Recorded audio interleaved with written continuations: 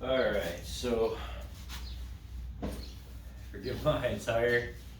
I just woke up. I wanted to get out here and make a video before I start taking stuff apart and putting stuff away, cleaning it, because this shit is filthy. So I attended an event yesterday called Ridge Racer here in Ohio. It is a shooting match with various distances, CQB, long range, short range, a lot of obstacles. And when I say a lot of obstacles, I'm not joking when I say a lot of obstacles. I'll put a link down in the description of last year's video just so you can see what kind of what I'm talking about. So you get points in this Ridge Racer. Maybe I'll put some clips in between me talking about this, but you get some points in Ridge Racer for the gear you run. So if you're full kitted, like helmets plus point, belts plus point, packs plus points, chest rig, plate carrier with plates, which I didn't do. I'm really glad I didn't do. But when I say that this event is the craziest event I've ever been to, is the biggest understatement. Like, you will test your skills in the craziest ways that you would never think you would do, but all extremely practical. This is not a flat range match. This is not a, go to a VTAC board and engage targets at 200 yards. It's climb up a goddamn cliff, rappel down a rope with all your gear, your rifle slung, engage a target out to 200 yards, and then run into a CQB room. And there's shoots and no shoots, and they're all wearing t-shirts. And I'll get into that more later. But yeah, I just want to do a breakdown of what I brought with me and what I used, what I would have changed, and what I think worked well. So start off with the boots. So people are gonna look at this and be like, "What the fuck?" But I have Loa Renegades that I normally use as like my hiking boots. They're waterproof Gore-Tex. They have holes in them. I just found out that they have holes on each side by the toe. My feet would have been drenched. Not that these are dry in any way, shape, or form, but these are waterproof Vans, the Vans boots, with the Hydro Guard waterproof system in them. These surprisingly did insanely well. For the terrain, I thought I was gonna have a hard time with sliding in the mud because it rained the entire day. They look really clean right now because I had to run through a trench system with about 2 foot of freezing cold water in them. So all the mud got washed off of them. These are soaked. Like I said, I didn't want to take anything out last night. I kind of just put it here in the garage so I can make a video about it today. But this is my footwear. Just Vans MTs. They're hiking boots. I don't know. Really surprised by these, actually. Socks. I have 4 these are in here somewhere because I threw everything in here. I just wore some Darn Tough, just some Darn Tough wool socks. Kept my feet warm, and if they got wet, they stayed stayed warm. They do insulate when they're wet, but brought multiple pairs of socks. I wore one the entire stage because my feet kept getting wet because of what we had to do, which I'll probably make another video of the course layouts, stuff like that, but I just wanted to break down my kit for now. So that's footwear. For pants, and I'm really glad I wasn't going to wear these. I was just going to wear what I normally shoot in, but I thought that I have pretty bad knees, so I needed something with knee pads. So these look like Cries. They're not. They're fake. There's some airsoft company. You can see that these things are wrecked. They're covered in mud. I am extremely happy I wore pants with knee pads. You do a lot of work on your knees. There's tasks you have to do. Drag an ammo can through a whole stage. Pull a a 100-pound sandbag back with a rope, you know, it crawl into a tunnel. Like I'm really glad that I wore knee pads. I wouldn't change wearing these. These things actually did pretty good. It kept me fairly dry. They're rip stop, they're not ripped, they're just disgustingly dirty and muddy. My inner belt, I wore my Blue Force gear, or I'm sorry, Blue Alpha gear. Inner belt with my outer belt. You can see the back of these because I had to slide down a damn full ridge to get to a target. So I'm talking like a 20 to 35, 40 degree incline, muddy ass hill. I had to slide down and then climb up the other side. So my pants got destroyed. Yeah, I wouldn't change these. I'll probably end up springing for a more nicer pair of combat pants. You know, probably I might buy a set of Cries or like maybe some Fall Raven, something I can put knee pads in. Knee pads are very important to me. So that was my pants. This is where things get dumb here. So here in Ohio, it is getting warm, and I've had this happen to me the last 2 matches. I did a match last weekend, and then this weekend, which was Ridge Racer. Last weekend was Spectre Solutions, a night vision match. And the day started off real warm, and it was like, you know, high 70s. And as the day went on, it got colder and colder and colder. So my mistake, I have layering systems, I just didn't bring them. So to a nasty, disgustingly rainy day, it rained the entire day. This is what I wore, and today, when I say I was cold, is a huge understatement. So I just wore a normal cotton t-shirt. It's a PPTF t-shirt. If you know, you know. That's what I wore as my top. No base layer because I'm an idiot. Thank God I brought some other stuff. I brought just the Sup Up windbreaker that I always wear. That's what I wore underneath my rain jacket. So this thing is disgusting too. It's covered in mud. Unfortunately for me, I didn't treat this when I should have, and I was completely soaked through, completely saturated. Nothing, not the jacket's fault, it's my fault because I didn't treat it. Normally this thing is awesome. So I'm gonna retreat this, get the treatment wash. I have it coming from Amazon. This is just a cool brand, KUHLE, I think. Or KUHL, cool, right there, here's the logo. Normally this thing is awesome, but it failed me, the event, and I was soaked. So,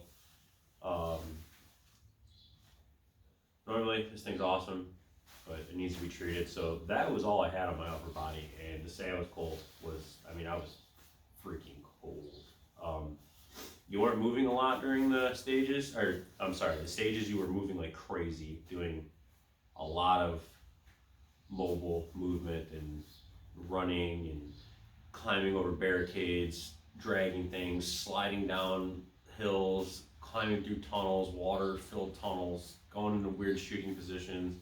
I shot out of a port window on a stage that was this big, and it was about 5 foot high with a ceiling right above it, and hard, crazy hard.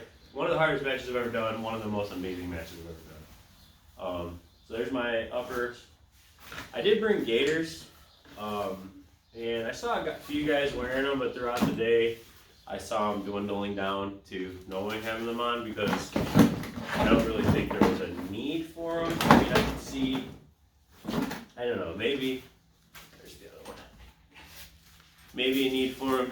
I don't think it would have helped me at all.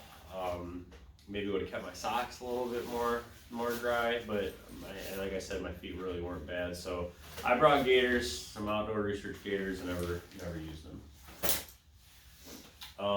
Then I'm gonna get to the kit. So my helmet, I just wore my normal helmet because I was shooting more LPVO optics, longer range stuff. I have a hard time getting a good cheek weld and sight picture with these Sordens. So when I got the gun sitting here and my head's tilting on the stock, my ear probe gets in the way. So I wore an earplug on my right ear and my ear protection down on my left ear. So just my normal helmet setup, you get points for wearing a helmet. So bonus points for wearing a helmet, just the normal setup. I even kept my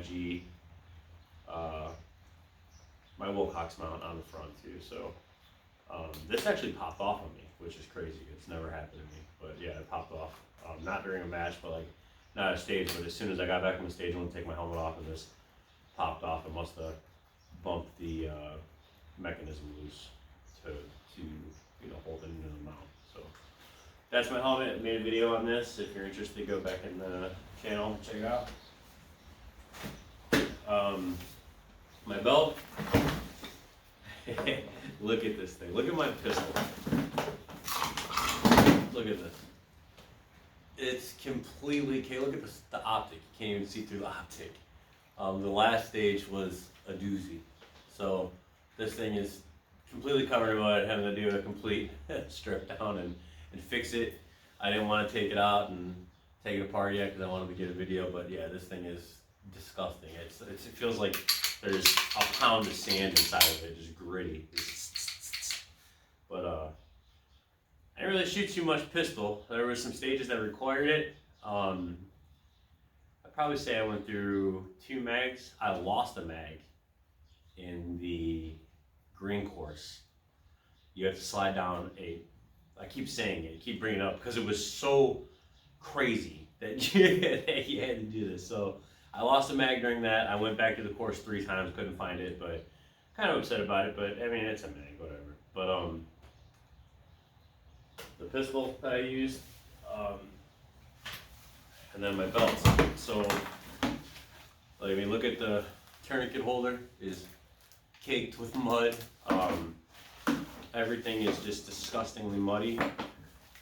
I actually didn't lose anything off my belt. I don't keep a big retention system on my Leatherman or my pistol for that matter, which after doing this event, I think there's going to be a few changes in my kit because I see where the weakness points are. But belt, my loadout in the whole course, you have to carry what you brung, so you can't go and replenish ammo or anything. So you want water, keep water. Keep it with you. Food, keep it with you.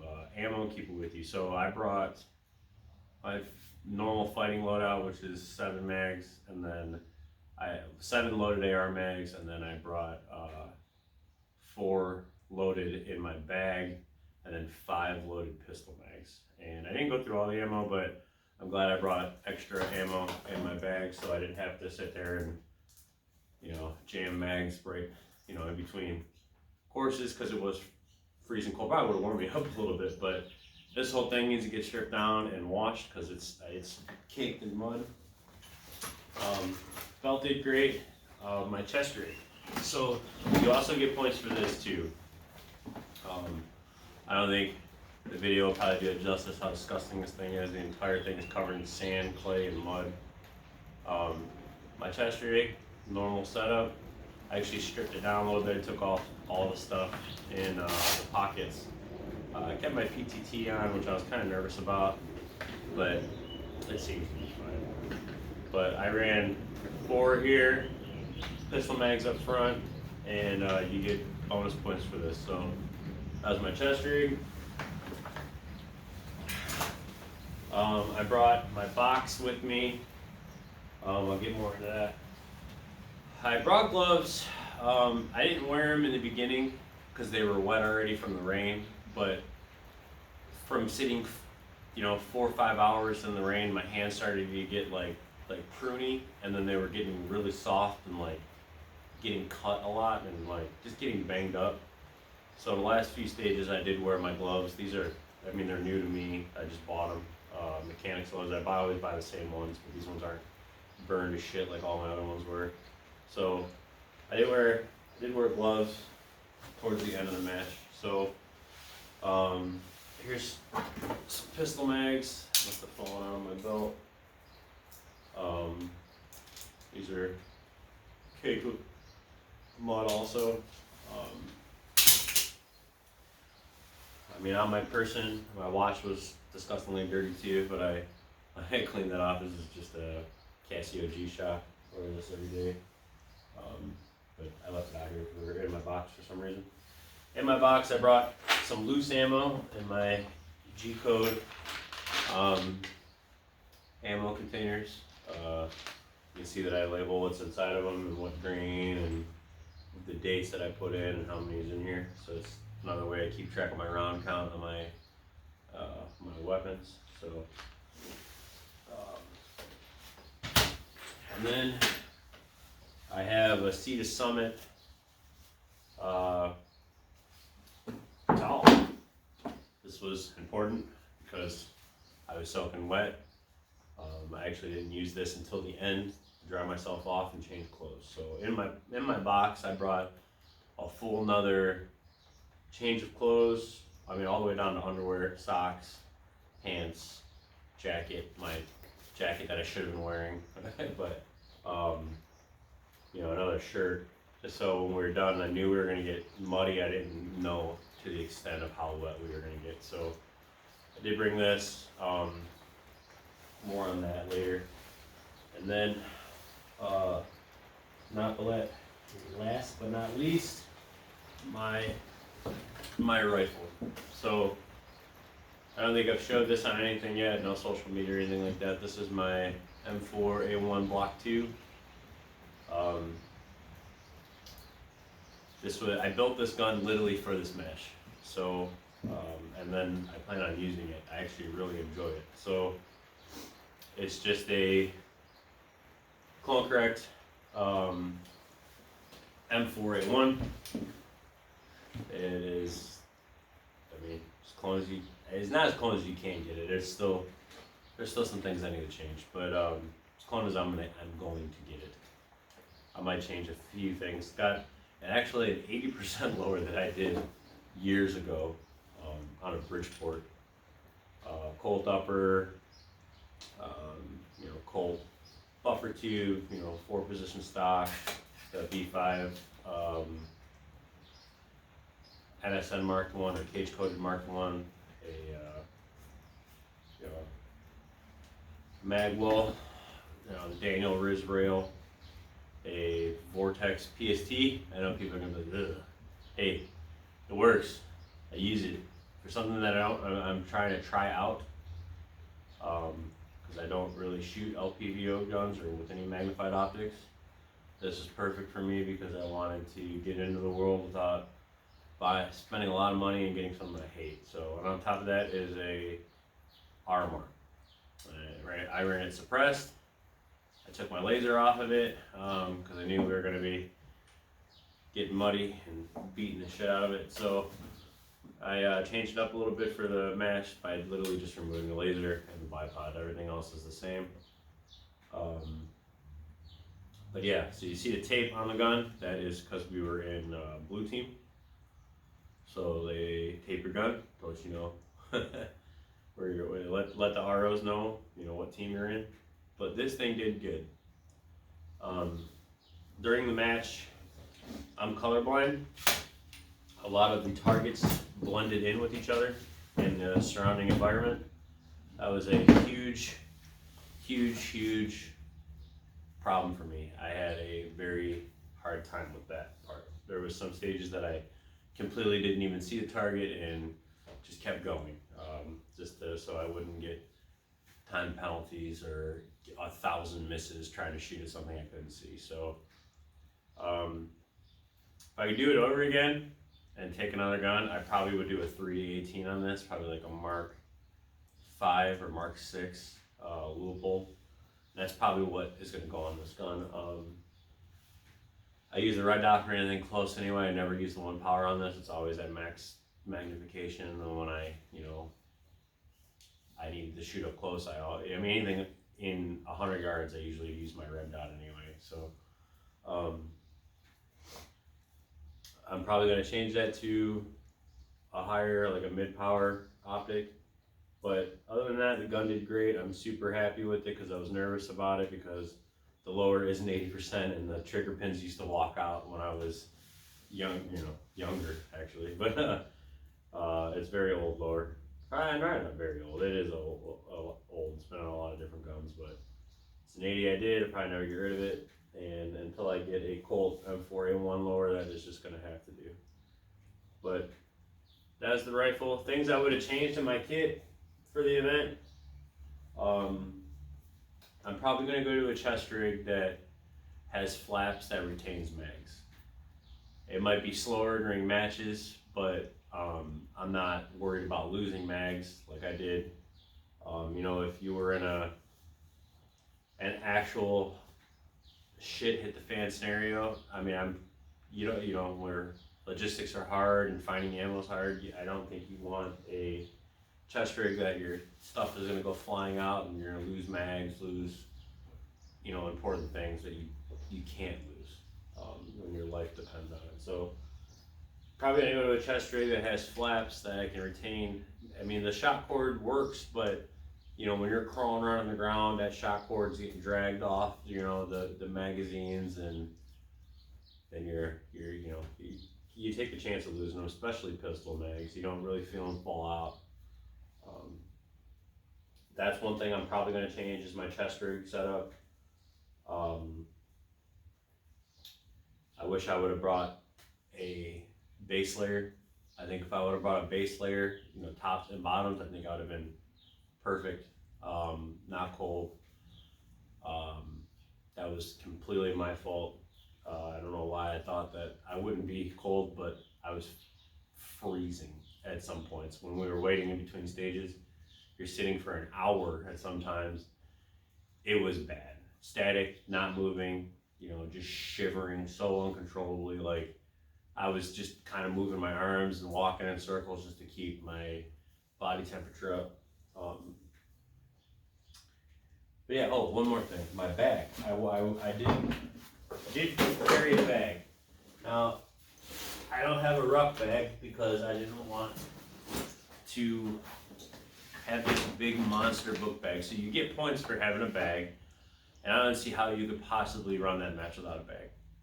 Your food's in here, your water's in here, your magazines are in here, your ammo's in here, anything you need. So this is the bag that I normally have with me, and it's covered in mud and soaking wet.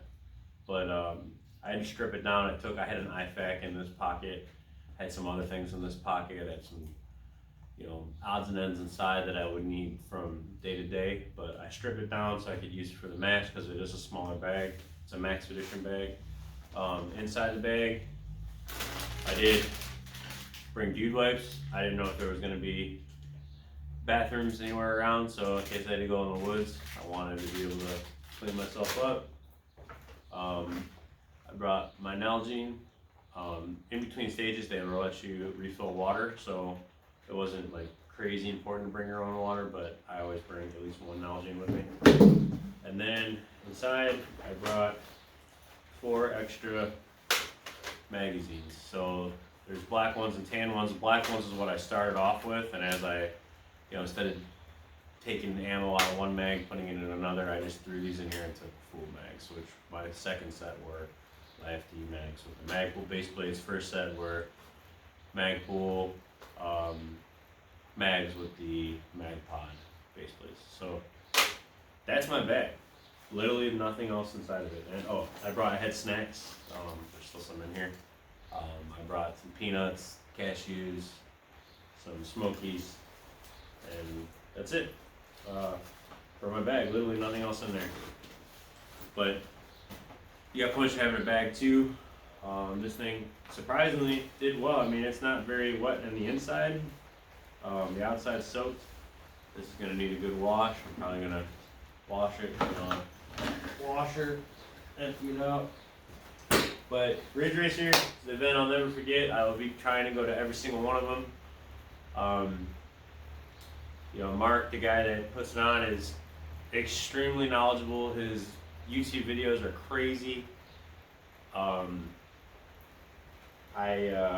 think his YouTube's Delta34. I'll link it. Oh yeah, I said I was gonna link the last year's match, so the link in the description will be his YouTube channel.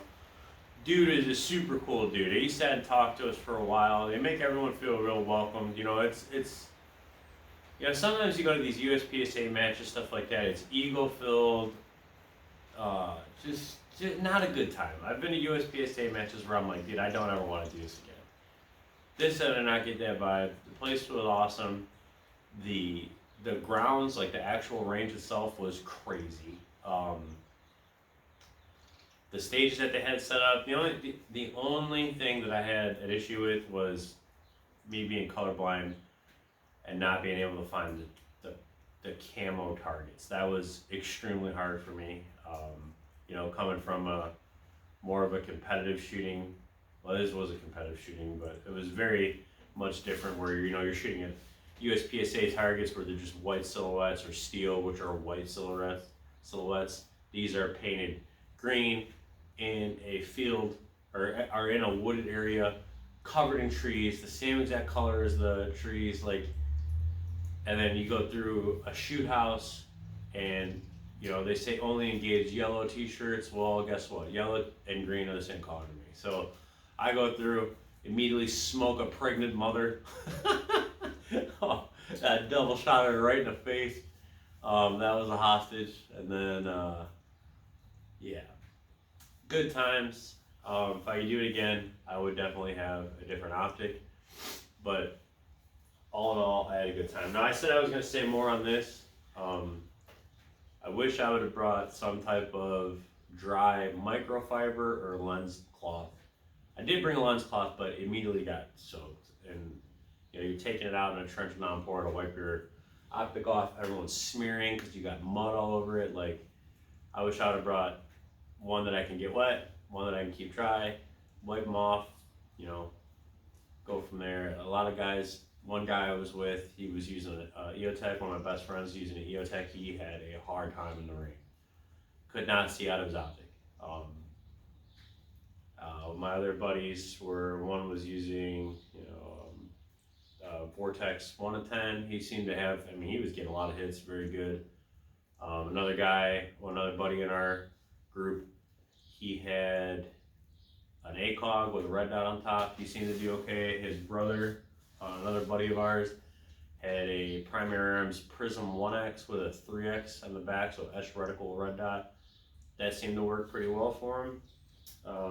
I had an LPVO. There was actually an older gentleman in our group that I didn't really pay attention to what he was using. He didn't seem very happy about the event. It was his first event he's ever been to, and this was crazy that it was his first event that he's ever been to.